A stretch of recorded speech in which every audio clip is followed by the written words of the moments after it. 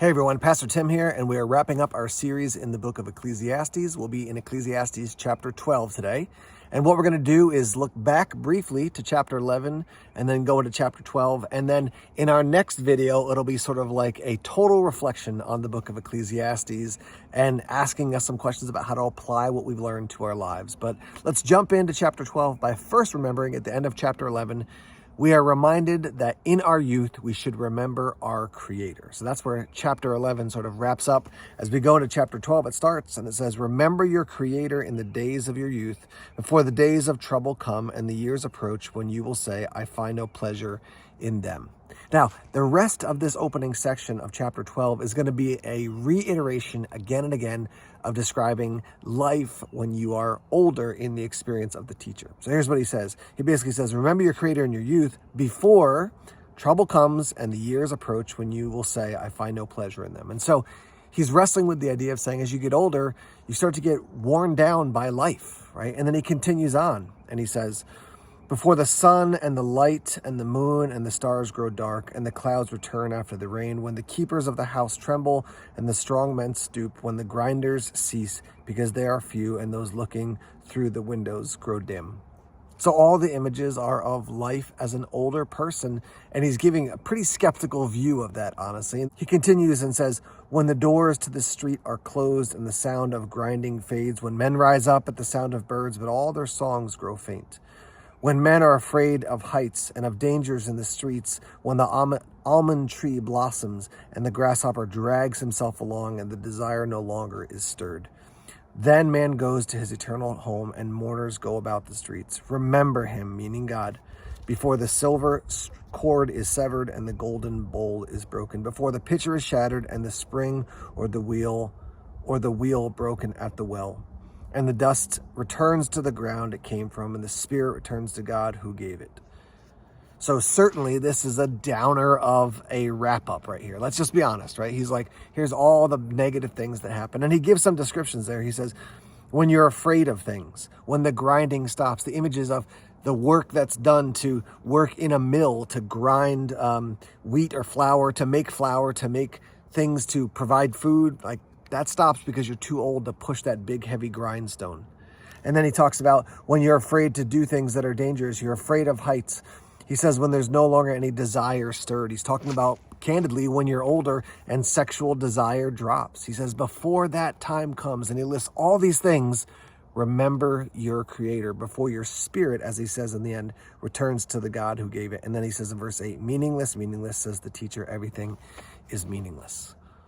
Clearly, he's feeling very skeptical and down about life, but don't miss out on the fact that he says, before you're older, remember your Creator. And so part of the challenge here for us is to say, if when I was young, I wasn't walking closely with God, as I've gotten older, let's just acknowledge that recentering ourselves on God is harder if you haven't built that as a momentum, as a discipline, as a centerpiece of your life. I'm reading interesting books now on the topic of the invisibility of God or the hiddenness of God, and how do we have a meaningful, deep relationship with a God who operates differently than we do as humans in many aspects. He's infinite. He's not a finite physical being. He's a spiritual being. And so he talks a lot here about the discipline in the book. He talks a lot about the discipline of continuing to keep God at the center of your thinking. And the same thing is said here by the teacher. Keep God in the center of your thinking. Remember your Creator in the days of your youth before all the pains and the worries of life are weighing you down. And he ends by saying, meaningless, everything is meaningless. Not that remembering your Creator is meaningless, but that all the challenges of life, all these things that we get caught up in, if we are not centered on our Creator, these things are meaningless. Now in verse 9, he pivots. My subtitle says the conclusion of the matter, and he's given us his final reflections. He says, not only was the teacher wise, but also he imparted knowledge to the people. He pondered and searched out and set in order many proverbs. The teacher searched to find just the right words, and what he wrote was upright and true. Now that gives you a clear sense, if you know the book of Proverbs, which we're going to be preaching on Sunday mornings coming up in the near future. But the book of Proverbs, led by and most of it written by Solomon, you could see why someone would say, yeah, Ecclesiastes is written by or connected to Solomon in some significant way. And he says this teacher was wise and he gave upright and true words. And then he says, the words of the wise are like goads. Their collected sayings like firmly embedded nails given by one shepherd. Be warned, my son, of anything in addition to them. Now, it's interesting.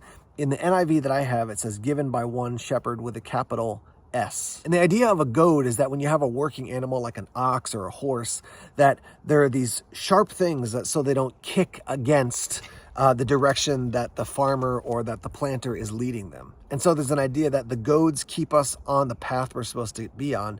And so wise words will keep us on the right path. We will certainly see that in the book of Proverbs, but we will talk a lot about that this week and a lot next week when we think about the wisdom that we've gleaned from Ecclesiastes. Remember your Creator in your youth. And if you say, well, I'm not a youth anymore, then it certainly isn't remember him and then forget him. It's remember him and keep remembering him. So keep God at the center of your thoughts.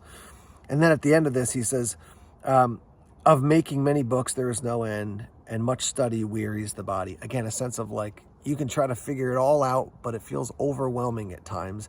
His final couple verses, he says, now all has been heard. Here's the conclusion of the matter. Okay, you've heard all my thoughts, all my reflections, all my wrestlings in the book of Ecclesiastes. Here's the conclusion. Fear God and keep his commandments, for this is the whole duty of man. For God will bring every deed into judgment, including every hidden thing, whether it is good or evil. So let's talk about that a little bit. Here's the final conclusion. Fear God and keep his commands.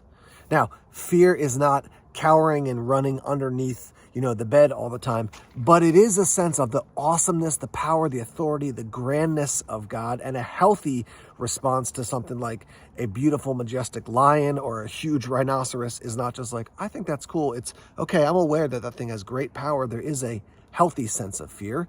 And so we go from that healthy sense of fear and say, okay, I realize who God is and who I am, a proper perspective. And in light of who he is and who I am, let me keep his commandments.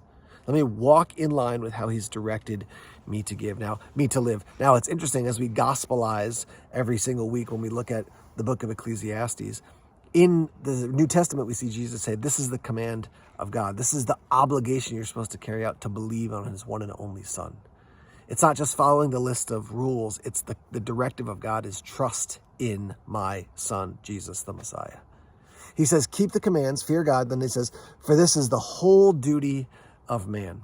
Isn't it interesting that when the religious leaders asked Jesus in the New Testament, what's the greatest commandment? He says, love God with all your heart, soul, mind, and strength. And second, like unto it, is love your neighbor as yourself.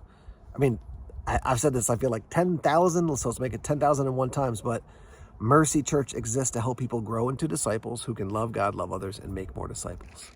The call of God on your life and mine is to grow in our relationship with him, to love and serve others, and to help people come to know and follow Jesus. There it is. Even in Ecclesiastes, the command of God is where our life is found. It's the same in the Old Testament and the New Testament. In that, we're supposed to follow the ways of God. And let's not miss verse 14 where he says, for God will bring every deed into judgment, including every hidden thing, whether it is good or evil. Now, that is both an encouragement and a caution for us. Let's talk about the evil things. There are certainly sections in the book of Ecclesiastes where the author, the teacher is saying, I'm struggling because I see people living righteously and they're not benefiting. I see people living in an evil way. And he concludes and says, fear God, keep his commands, and realize God will bring everything into judgment. Even those who are doing wicked things, there will come a judgment one day. And on the other side, he says, do good. And even if you're not benefiting from it, know that there's a God who's watching who will bless you for the good you have done. Again, not earning our way into heaven, but there will be reward for how we have lived in our lives. So whether it's evil that we think is going unpunished, no, God will take care of that. Or it's good that we think is going unrewarded, no, God will take care of that as well.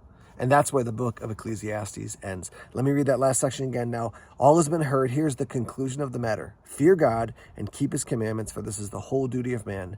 For God will bring every deed into judgment, including every hidden thing, whether it is good or evil.